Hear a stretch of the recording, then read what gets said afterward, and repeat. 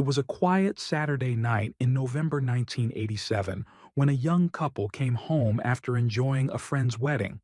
Their house looked just like any other, calm, silent, nothing out of place. But when Monday came, no one had heard from them. They didn't show up to work, and calls went unanswered. Worried, their family went to check on them and walked into something they never could have imagined. What happened inside that home would remain a mystery for over 20 years, and the truth, when it finally came out, shocked everyone.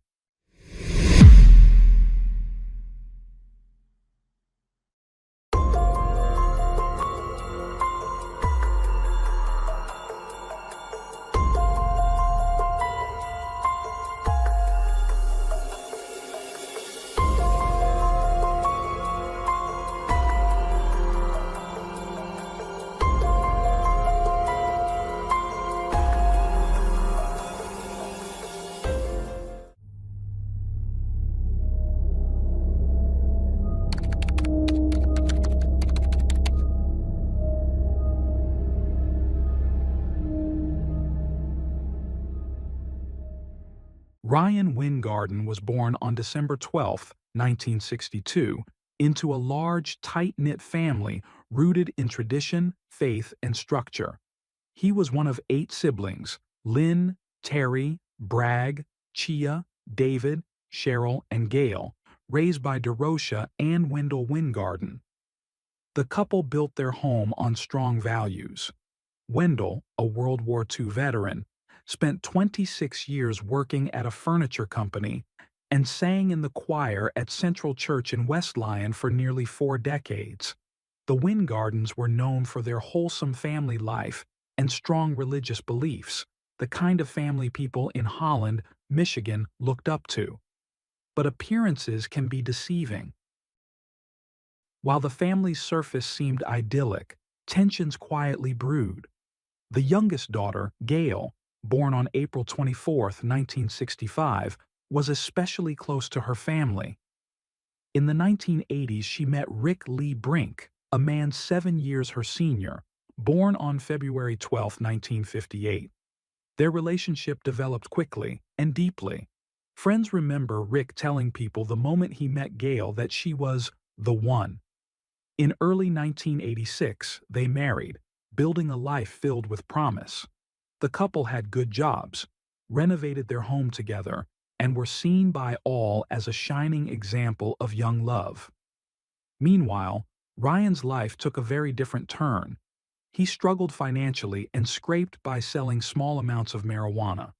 He dated Pamela Ann, born on March 3, 1965, but maintained a secret relationship with an old flame, Crystal Billon.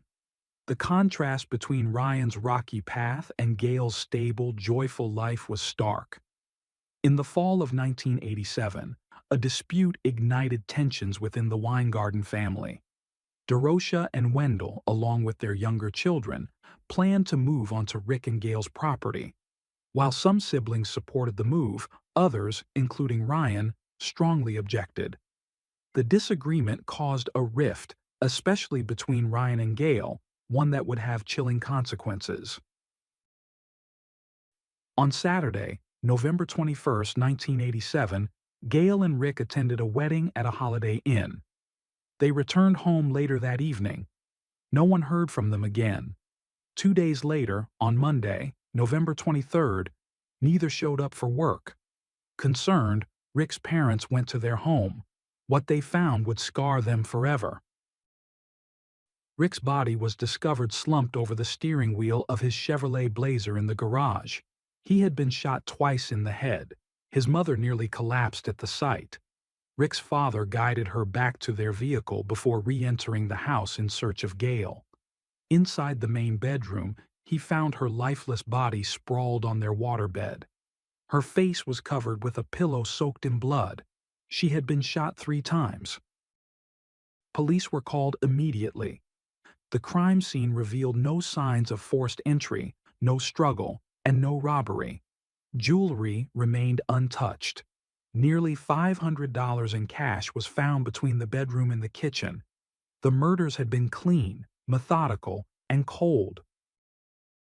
Autopsies confirmed the deaths occurred between the night of November 21st and the early morning of November 22nd. Investigators interviewed family, friends, and neighbors, but found no clear leads. There were no suspects, no motive, no arrests. The funeral was held shortly after. The officiating pastor referred to the crime as the work of the devil. The community was shaken, and media coverage lasted for weeks, but ultimately, the case grew cold. Over time, life resumed. Grief faded into silence. A year later, Ryan married Pamela. They had 3 children, Caleb, Elizabeth, and Benjamin. Derosha and Wendell's love story, despite the heartbreak of losing their daughter, endured. They celebrated their 50th anniversary before Wendell passed away on July 9, 2005. He was laid to rest with military honors at Rest Lawn Memorial Gardens, leaving behind a legacy of faith, family, and unanswered questions. But fate wasn't done with the case. In a twist no one expected, 24 years after the brutal killings of 1987, a lead emerged that would change everything. In 2009, the Ottawa County Sheriff's Office formed a cold case team dedicated to reviving unsolved crimes. By 2011, a group of detectives were assigned to the Brink case. Their mission? Re-examine a case that had long been buried under dust and doubt. They began by combing through stacks of deteriorated documents, some so fragile they had to be pieced together with tape. Over time, they conducted more than 200 interviews, traveling across state lines to locate relocated witnesses. The team operated on a core belief. Time erodes silence. Guilt grows heavier. And eventually, someone talks. One of the earliest revelations came from Cheryl, Gail's sister. She recalled a bizarre comment Ryan once made. He wondered aloud if he could have been capable of doing something like what had happened to Rick and Gail. That chilling statement was echoed by one of the family's aunts. Curiously, Ryan had been interviewed back in 1987 but never considered a suspect. He claimed he had been with his girlfriend Pamela on the night of the murders. Initially, Pamela confirmed the story, but when detectives found a second statement from her that conflicted with the first, they summoned her for questioning on January 18, 2013. They placed Pamela in a small interview room at the Ottawa County Sheriff's Department. After some hesitation, she began to speak, and her confession would finally shatter the silence. Pamela revealed what she had kept secret for more than 2 decades. Her husband, Ryan Wingarden, had murdered his sister and her husband. That November night, Ryan had gone to Gail and Rick's home, where yet another argument broke out over the family's planned move to their property. Gail and Rick asked him to leave. Ryan walked to his car, but returned moments later claiming it wouldn't start. Rick offered to help, and the two drove off together. That's when Ryan shot Rick twice in the head. After killing Rick, Ryan went back into the house. He found his sister alone in the bedroom and shot her 3 times as she lay on the bed. The horror didn't end there. The next day, Ryan brought Pamela and her 6-month-old baby to the crime scene. The woman was horrified when she saw Rick's body in the car. She froze, terrified. Ryan dragged her inside and forced her to look at Gail's lifeless body, removing the blood-soaked pillow from her face. Pamela fled in panic but didn't go to the police. Overcome with fear, she ran to the car and waited. Pamela told the detectives that Ryan had long resented his sister and brother-in-law. He was jealous of their happiness, their success, their stable life, everything he didn't have. Still, this motive was only part of the story. Pamela admitted she had stayed silent all those years out of fear of losing her job, her freedom, and her family.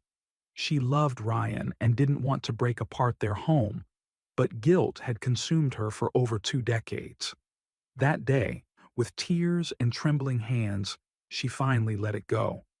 Her statement, combined with new testimony from other witnesses, gave detectives enough evidence to act. Later that same day, Ryan Wingarden was arrested and charged with the murders of Gail and Rick Brink. Prosecutors now faced the enormous task of proving, beyond a reasonable doubt, that Ryan had murdered his own sister and brother-in-law in cold blood. The case was sent to court in Holland, Michigan, where a family's long nightmare would finally confront the light of justice. In February 2013, nearly 26 years after the brutal murders of Gail and Rick Brink, probable cause hearings began in a courtroom in Holland, Michigan. Over the course of several days, more than 50 witnesses were called to testify. Prosecutors acknowledged the monumental work done by detectives who had tirelessly reopened a long-dormant case and painstakingly assembled a narrative from decades-old fragments. As the witnesses took the stand, gaps in memory became apparent. The passage of time had blurred details, dates, conversations, even basic facts.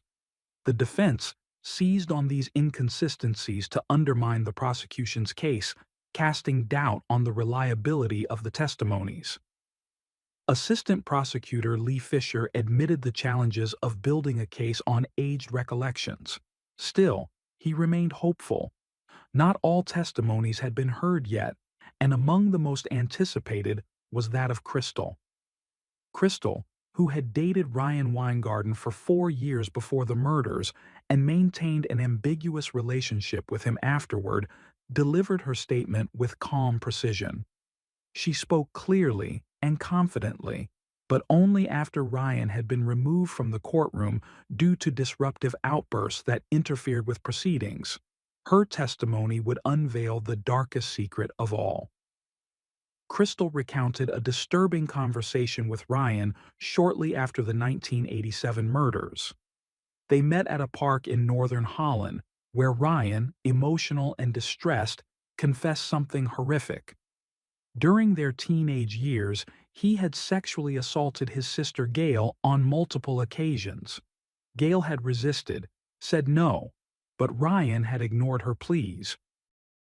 What's more, Ryan claimed that Rick had once seen him watching Gail with a look of inappropriate desire during a family boating trip. The shame, rage, and fear of being exposed had, according to Crystal, driven Ryan to silence both Gail and Rick permanently. This revelation gave prosecutors a powerful motive, one far more sinister than jealousy alone. Ryan wasn't just envious of their happiness. He was terrified that his long-hidden crimes against his sister would be exposed. Murder, to him, became the only way to protect that secret. Crystal's statement was consistent with earlier testimony from Pamela, Ryan's wife, who had already described his resentment toward Gail and Rick's success. Pamela once again recounted the harrowing moment when Ryan forced her to view the crime scene. Cheryl, another of Gail's sisters, testified that Ryan had behaved oddly after the murders, distant and emotionless. In one call, he coldly remarked that Gail had lived a good life, as if trying to diminish the tragedy. Most disturbingly, he told Cheryl he sometimes wondered if he might have been capable of such an act. During courtroom recesses, debates swirled over the reliability of witness statements. The defense attorney argued that some claims sounded more like gossip than evidence. Still, the prosecution stood firm, grounding its case in the testimony of Crystal, Pamela, and Cheryl, each independently supporting the theory that Ryan's motive stemmed from jealousy and the fear of exposure over an incestuous, abusive past. Ultimately, the judge ruled that the evidence presented was sufficient to move the case to trial in the Ottawa County Circuit Court. It was a decisive moment. Justice, long delayed, was finally inching forward. In response, the defense attorney announced plans to pursue alternate theories. He hinted that the crime may have been a case of mistaken identity, suggesting that the Brinks had recently moved into the home and the intended target could have been someone else. It was a theory the prosecution rejected entirely. While these legal maneuvers played out, Ryan Wingarden, then 50 years old, remained behind bars in the Ottawa County Jail, held without bond. But no matter how long it had taken, the truth had begun to surface. And now, there was no turning back. In March 2014, after more than a year of legal proceedings and decades of buried secrets, the long-awaited trial of Ryan Wingarden began. Over the course of 3 intense weeks, more than 60 witnesses testified, including 2 of his sisters, his ex-girlfriend Crystal, and his wife Pamela. Their testimonies were instrumental in establishing both Ryan's motive and his guilt. Among the most pivotal witnesses was James, a childhood friend who later became Ryan's boss at a tree trimming service. Despite firing him at one point, the two remained close. James recalled a conversation from November 24, 1987, just one day after the bodies of Rick and Gail Brink were discovered. Ryan, speaking in riddles, made disturbing allusions to the crime, suggesting knowledge only the killer could have had. Another key testimony came from Ryan's sister Lynn, who remembered her brother expressing regret after the murders, saying he wanted to apologize to Gail because he felt he had dishonored her. This vague yet unsettling statement took on new meaning in light of what would emerge later in the trial. The defense attorneys insisted Ryan had an alibi and questioned the prosecution's lack of direct physical evidence. They floated alternate theories. Perhaps the Brinks had been targeted by a drug gang from Detroit, or maybe they were caught in a case of mistaken identity involving the home's previous owners. They even raised questions about whether different weapons could have been used, but forensic pathologist Dr. Stephen Cole dismissed that notion, confirming both victims were killed with a single firearm. Dr. Cole also suggested Rick's body may have been repositioned. His blood-soaked head had clearly rested on the steering wheel, but his body was later found in the passenger seat.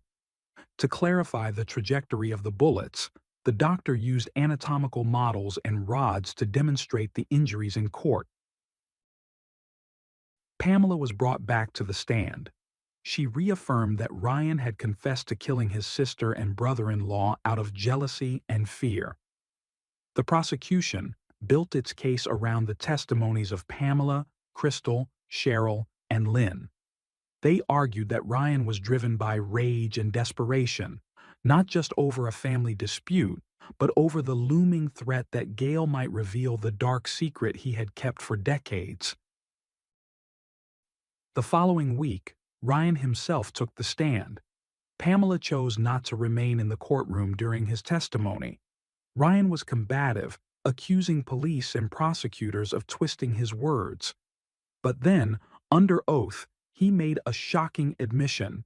He had engaged in 3 sexual encounters with his sister, beginning when he was 12 and she was just 9. He claimed they were consensual, an assertion met with disgust by prosecutors who labeled it as nothing short of abuse. On March 28, 2014, the jury deliberated for just 4 hours. They returned a unanimous verdict, guilty on 2 counts of first-degree murder. Ryan Wingarden was found responsible for the cold-blooded killings of his sister Gail and her husband Rick Brink. A sentencing hearing was scheduled for April 21, 2014. That day, Ryan arrived in court defiant and unrepentant. For an hour, he proclaimed his innocence, lashed out at prosecutors, criticized his own defense attorneys, and even insulted the judge. He declared he would be vindicated by God. The judge was unmoved. He called Ryan a calculated, manipulative killer who had slaughtered 2 people in cold blood, one of them his own sister. He sentenced Ryan Wingarden to 2 consecutive life sentences without the possibility of parole. The courtroom filled with emotion. Family members of both victims wept, hugged, and thanked the investigative team for their relentless pursuit of the truth. Cheryl, through tears, said she could finally visit her sister's grave and tell her that justice had been served. One of the detectives later described the case as one of the most emotional of her career. She said they had done everything in their power to ensure that two lives, stolen so unfairly, were honored through justice. In 2018, Ryan Wingarden appealed his convictions to the Michigan Court of Appeals. His request was denied. He later appealed to the state's Supreme Court, but that too was rejected. Since his arrest in January 2013, Ryan has remained in prison. Now in his 60s, he is expected to die behind bars. Ryan's father, Wendell, passed away without ever knowing the full truth, but his mother, Dorosia, lived to see justice served. She turned 90 in June 2021 and died 4 months later, having witnessed the resolution of the case that haunted her family for more than a quarter century. The Ryan Weingarten case stands as a dark and sobering reminder. Some secrets destroy not just lives, but entire families. Instead of confronting his past with honesty, Ryan chose a path of silence, shame, and ultimately, violence. And for that, he will spend the rest of his life in a prison cell, a consequence born of truth long denied.